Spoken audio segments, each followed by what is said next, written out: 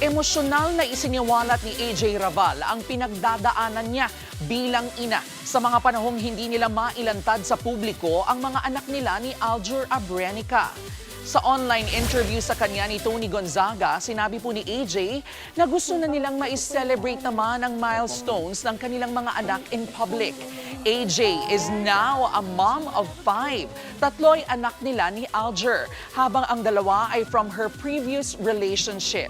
Sabi pa nga po ni AJ, mahabang panahon din niyang ipinagdasal ito. Kaya para sa kanya, blessing in disguise na aksidenteng naisiwalat yan ng amang si Jeric Raval noong nakaraang taon. Sa ngayon, happy sina AJ at Aljur na hindi na kailangang itago ang mga anak. Maayos din daw ang relasyon ng mga bata sa mga anak ni Aljur kay Kylie. Mga kapatid, Jervy Wrightson po. Eto na nga. Para sa latest showbiz news at iba pang kaalaman, mag-follow at mag-subscribe na sa social media pages ng News 5.